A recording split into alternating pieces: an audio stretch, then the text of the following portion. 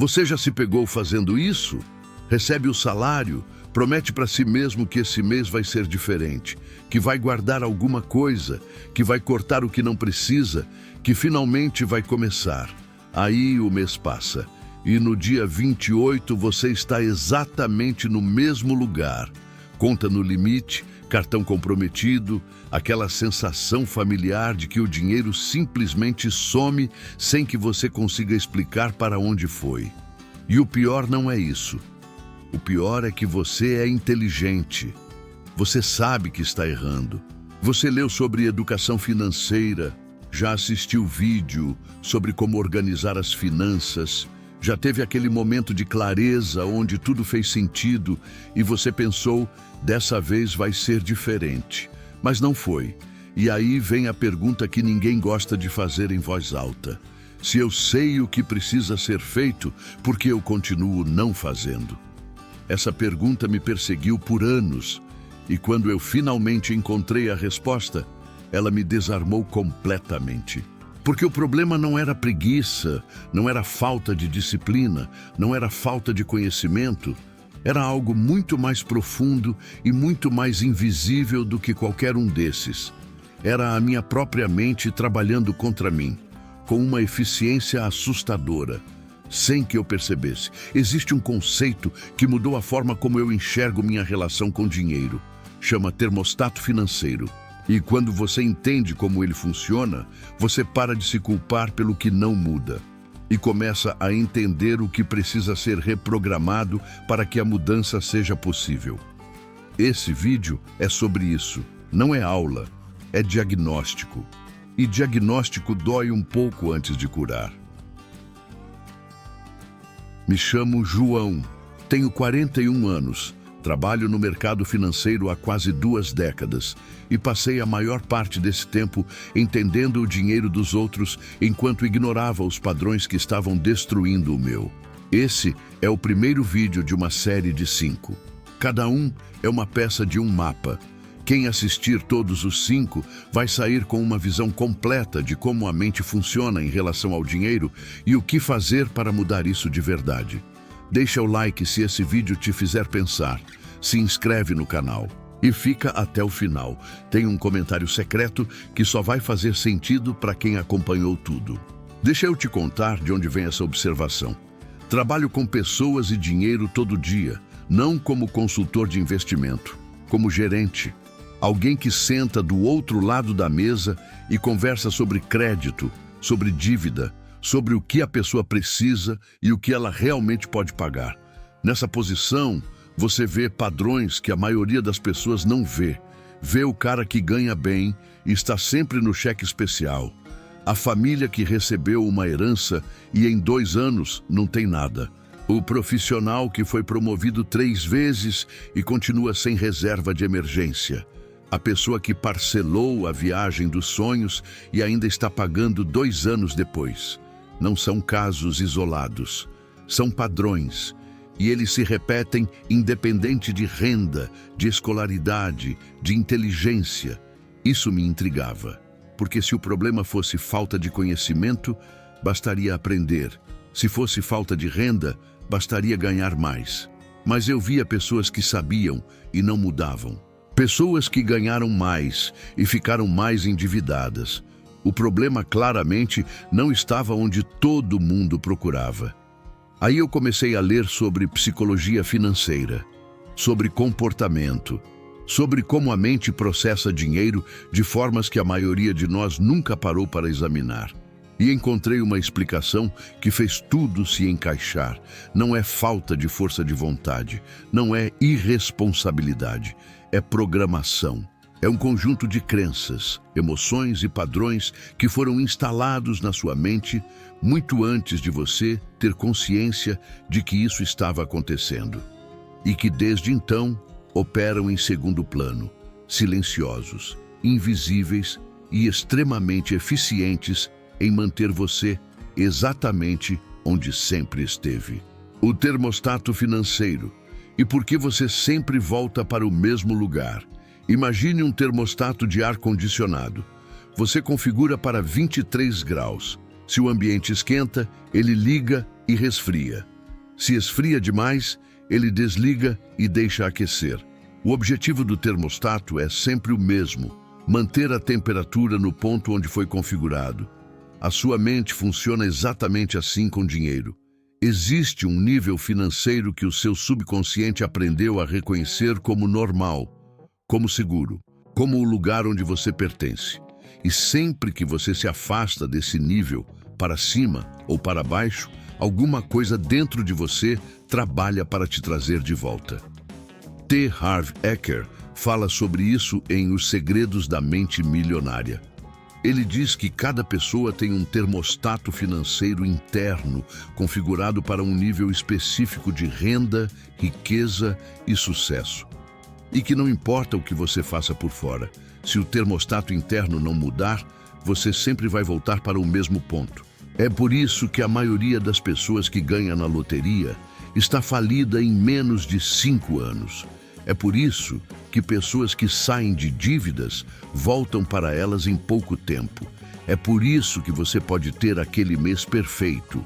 Guardou tudo o que planejou, cortou o que devia cortar e no mês seguinte compensar tudo o que economizou em gastos que não consegue explicar direito. O termostato entrou em ação. Você estava fora da zona de conforto financeira e a mente trouxe você de volta. Mas aqui está a pergunta que realmente importa. Quem configurou esse termostato? Você não nasceu com ele. Ele foi calibrado ao longo dos anos, pelas conversas que você ouviu sobre dinheiro quando criança, pelo que seus pais demonstravam, não pelo que diziam, mas pelo que faziam, pela forma como a família tratava riqueza, pobreza, dívida, consumo. Se você cresceu ouvindo que dinheiro não traz felicidade, que rico é ganancioso, que a gente não é de família rica, que no fim do mês sempre aperta, essas frases não foram só palavras. Foram linhas de código instaladas no seu sistema operacional financeiro. E elas estão rodando até hoje, em segundo plano, configurando o seu termostato. Robert Kiyosaki fala sobre isso em Pai Rico, Pai Pobre, quando compara as crenças do pai pobre com as do pai rico. O pai pobre dizia: "Eu não posso pagar isso." O pai rico perguntava: "Como posso pagar isso?" Não é só diferença de palavras, é diferença de programação. Uma fecha a mente, a outra abre. A primeira coisa que fiz quando entendi isso foi parar de me culpar pelos padrões que eu repetia. Não porque não tinha responsabilidade, tinha, mas porque culpa sem diagnóstico não muda nada. Você precisa entender o que está rodando antes de poder mudar. Dica do João: antes de tentar mudar qualquer comportamento financeiro, observe o que você acredita sobre dinheiro. Não o que você pensa que acredita, o que suas ações revelam que você acredita. Porque o comportamento é sempre mais honesto do que o discurso. As crenças limitantes sobre dinheiro que você carrega sem saber. Existe uma lista de crenças sobre dinheiro que a maioria das pessoas carrega sem nunca ter examinado. Não são crenças explícitas. Ninguém acorda pensando conscientemente: "Eu não mereço ser rico."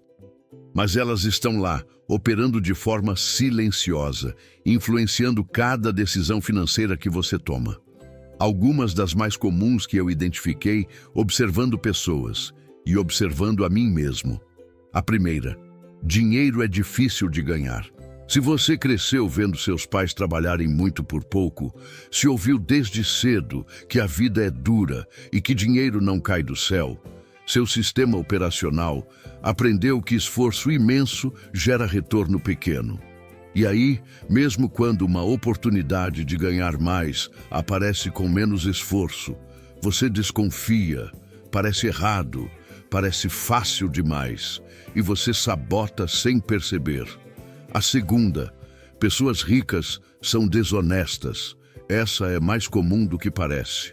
A narrativa de que para ter muito dinheiro é preciso explorar alguém, dar calote, fazer algo moralmente questionável. Se você carrega essa crença, e muita gente carrega, ficar rico representa se tornar alguém que você não quer ser. e o subconsciente bloqueia antes mesmo de você chegar lá. A terceira: eu não sou bom com dinheiro. Essa é a mais traiçoeira porque parece humildade, mas é uma identidade. E identidade é o que mais resiste à mudança. Quando você diz, eu não sou bom com dinheiro, você não está descrevendo uma habilidade que falta. Está descrevendo quem você acredita que é. E as pessoas agem de forma consistente com quem acreditam ser. Morgan Housel escreve em A Psicologia Financeira que o comportamento financeiro é influenciado por fatores emocionais e psicológicos muito mais do que por conhecimento técnico. Que duas pessoas podem ter acesso às mesmas informações e tomar decisões completamente opostas, porque o que as diferencia não é o que sabem, mas o que sentem e acreditam sobre dinheiro.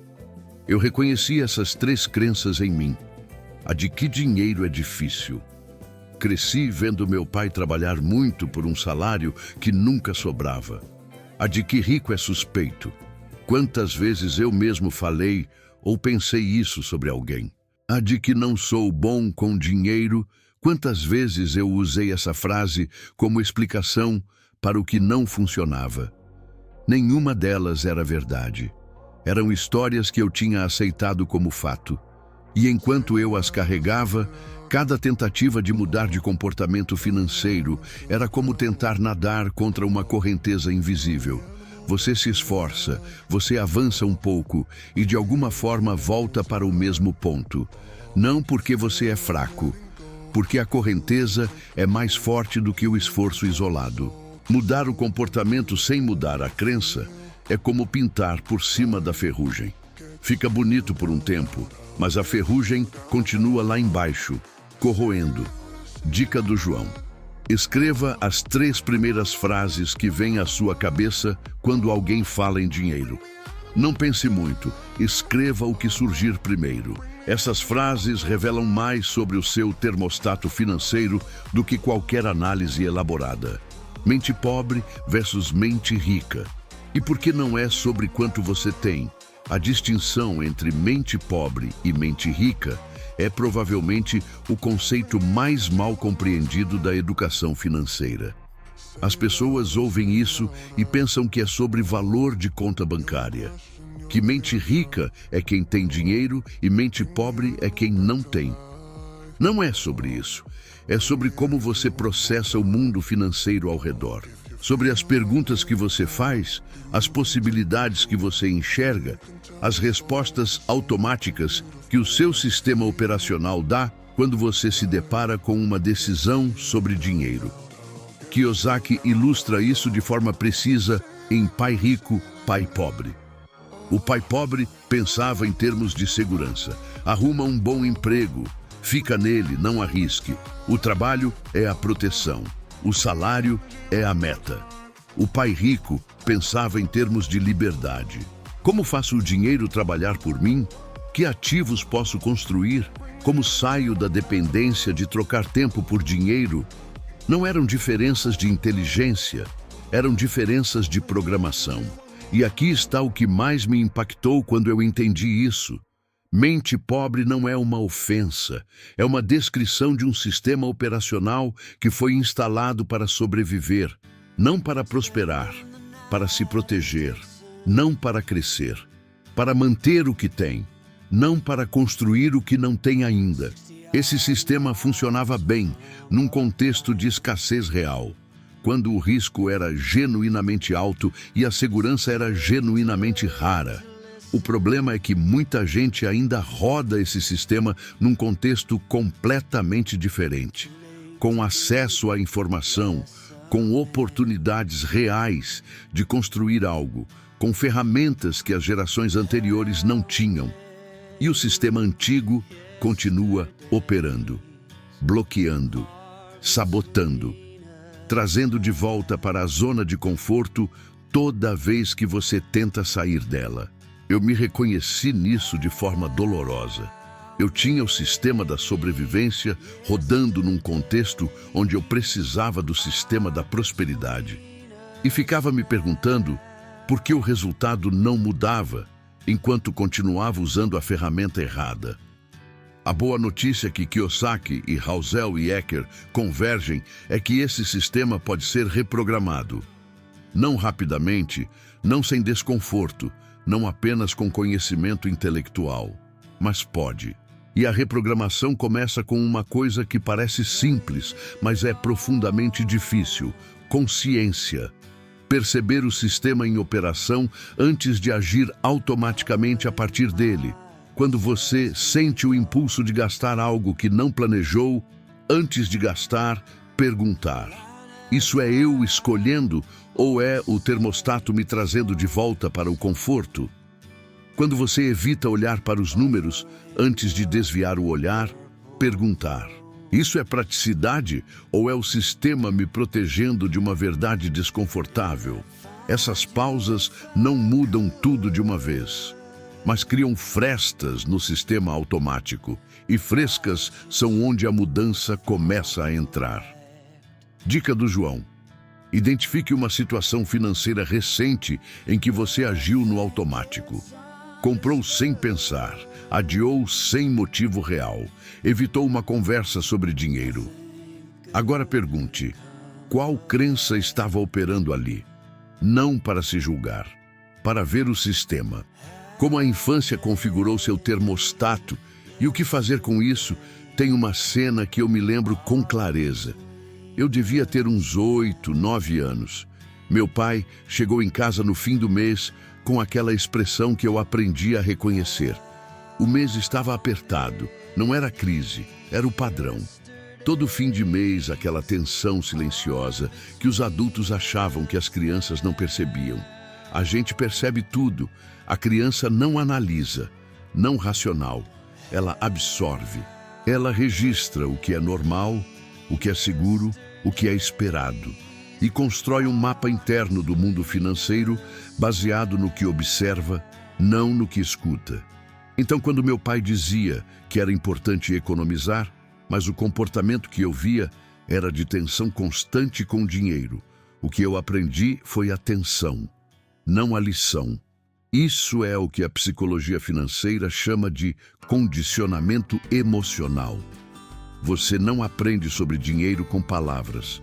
Você aprende com a atmosfera, com a energia que existia em casa quando o assunto era dinheiro, com o que era comemorado, o que era evitado, o que gerava conflito.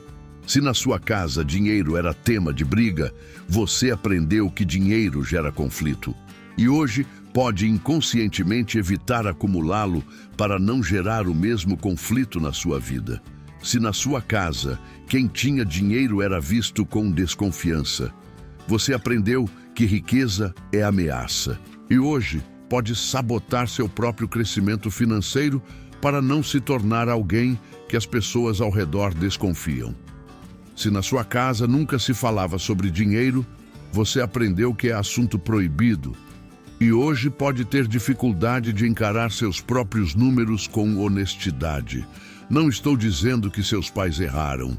Estou dizendo que eles passaram o que receberam e que agora é sua responsabilidade.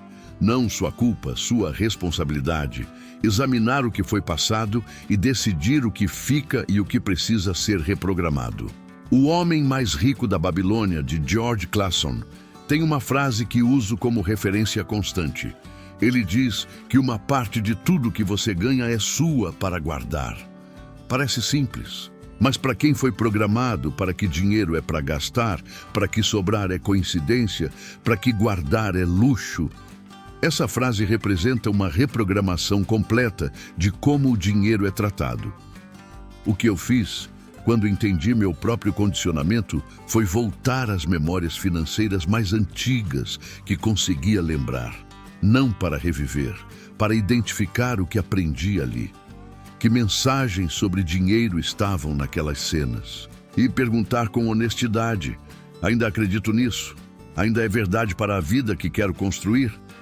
Algumas respostas foram sim, outras foram não. E as que foram não, eu precisava substituir por algo diferente, conscientemente, repetidamente, até o novo padrão começar a ser mais forte que o antigo. Isso é reprogramação. Não é rápido, mas é possível. Dica do João: lembre da primeira memória que você tem envolvendo dinheiro. Não precisa ser dramática. Pode ser algo pequeno. O que essa memória te ensinou sobre dinheiro? Essa lição ainda está operando na sua vida hoje?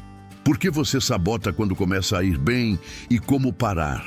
Esse é o padrão mais frustrante que existe e o mais comum. Você começa a organizar as finanças. Guarda alguma coisa no primeiro mês. No segundo também. Começa a sentir que está indo bem, que dessa vez é diferente, que você encontrou o ritmo. E aí algo acontece. Não necessariamente uma crise externa. Às vezes é um gasto que parece justificado, uma recompensa pelo esforço, uma oportunidade que aparece, uma semana ruim no trabalho que pede um alívio. E em 2 meses você está de volta ao ponto de partida. Isso não é fraqueza de caráter, é o termostato em ação. Quando você começa a acumular mais do que o seu nível configurado de conforto, o subconsciente entra em modo de correção. Começa a criar justificativas para gastar. Começa a gerar ansiedade sobre o dinheiro guardado. E se eu precisar? E se acontecer alguma coisa? E se eu estiver perdendo uma oportunidade? Essa ansiedade busca alívio. E o alívio mais disponível é gastar o que estava guardado e voltar para o nível familiar. Eker descreve isso com precisão. Ele diz que você pode tentar mudar seus hábitos financeiros o quanto quiser, mas se o seu termostato interno não for reprogramado, você sempre voltará ao seu nível pré-determinado de sucesso financeiro. Eu passei por isso várias vezes sem entender o que estava acontecendo. Tinha meses bons, guardava mais, sentia que estava construindo algo. E aí, por alguma razão que eu nunca conseguia explicar direito, o dinheiro ia embora. E eu ficava com aquela sensação familiar de ter chegado no limite. Só quando eu entendi o mecanismo é que comecei a trabalhar nele de verdade. A primeira estratégia foi automatizar o que eu queria guardar, não esperar sobrar, tirar antes de poder gastar. Porque se eu esperava o termostato decidir, ele sempre decidia gastar. Se eu tirava antes, o termostato tinha menos para trabalhar. A segunda foi criar distância entre o impulso e a ação. Não eliminar o impulso. Isso é impossível. Mas inserir tempo entre sentir e agir. 1 dia, 2 dias. Às vezes, só essa distância é suficiente para o impulso perder força. A terceira foi examinar o que o gasto estava tentando resolver. Porque consumo emocional sempre está tentando resolver alguma coisa que não é falta do produto. É estresse que precisa de alívio. É insegurança que quer conforto. É ansiedade que busca controle. E quando você identifica o que está sendo resolvido, pode buscar uma solução que não destrói o que estava construindo. Nenhuma dessas estratégias elimina o termostato. Ele continua lá, mas você começa a operar com consciência em vez de no automático. E consciência muda o resultado. Dica do João: na próxima vez que sentir o impulso de um gasto não planejado, espere 48 horas antes de decidir. Não proíba. Espere, você vai descobrir que a maioria dos impulsos perde força sozinho com o tempo. E os que não perdem, você decide com mais clareza. 2 homens, mesmo salário, mesma cidade, mesma faixa de idade, resultados completamente diferentes, não por sorte, por programação. O primeiro cresceu numa casa onde dinheiro era tema de tensão. Aprendeu que sobrar é coincidência e apertar é normal. Carrega a crença de que não é bom com dinheiro e age de forma consistente com essa identidade. Quando recebe o salário, paga as contas e gasta o resto. Não porque é irresponsável, porque o termostato está configurado para zerar. Guardar gera desconforto. Gastar traz de volta para o familiar. Quando começa a ir bem, sabota, inconscientemente, eficientemente. Sempre encontra uma razão válida para gastar o que estava acumulando. Conhece educação financeira? já leu sobre o assunto, sabe o que deveria fazer e continua não fazendo, porque o problema nunca foi conhecimento. Foi o sistema operando em segundo plano. Com 50 anos, esse homem está no mesmo nível financeiro de quando tinha 30. O esforço foi real. O resultado ficou travado pelo termostato. O segundo, mesma origem, mesma infância com tensão financeira, mesmos padrões iniciais. Mas em algum momento, ele parou e fez o diagnóstico que o primeiro nunca fez. Identificou as crenças que estava carregando, examinou de onde vieram, decidiu quais queria manter e quais precisavam ser substituídas. Não numa sessão de autoconhecimento, num processo lento, repetido, incompleto, mas consistente. Automatizou o que queria guardar antes de poder gastar. Criou distância entre impulso e ação. Aprendeu a identificar quando estava consumindo para resolver emoção em vez de necessidade real. Não ficou rico do dia para a noite. Mas o termostato foi sendo recalibrado, devagar. E o nível que o subconsciente passou a reconhecer como normal foi subindo junto. Com 50 anos, esse homem tem uma reserva. Tem investimentos simples, mas consistentes. Tem uma relação com dinheiro que não gera ansiedade constante. A diferença entre os dois não foi inteligência, não foi salário, não foi sorte, foi diagnóstico. O segundo entendeu o sistema antes de tentar mudar o resultado. Você não pode consertar o que não sabe que está quebrado e não pode reprogramar o que não sabe que está rodando. O diagnóstico é sempre o primeiro passo e é o passo que a maioria pula, porque é mais confortável procurar a técnica certa do que examinar o que está impedindo qualquer técnica de funcionar. Eu não vou te dizer que descobri isso e resolvi tudo rapidamente. Não resolvi. Ainda tenho momentos em que o termostato entra em ação e eu gasto algo que não planejei. Ainda tenho crenças que aparecem disfarçadas de raciocínio e que só identifico depois. Ainda tenho dias em que o sistema antigo opera mais forte do que o novo. Mas existe uma diferença fundamental entre antes e depois do diagnóstico. Antes, eu não sabia o que estava acontecendo. Culpava a disciplina, culpava o mês difícil, culpava circunstâncias externas. E como o problema estava sempre fora, a solução também precisava vir de fora. Um método melhor, uma técnica nova, um vídeo que finalmente explicasse o que fazer. Depois eu sei o que está acontecendo, não sempre na hora. Às vezes percebo depois, mas percebo. E perceber muda o que você faz na próxima vez. Kiyosaki diz em Pai Rico, Pai Pobre, que a maior diferença entre um rico e um pobre não é o dinheiro que tem no banco, é a informação que tem na cabeça.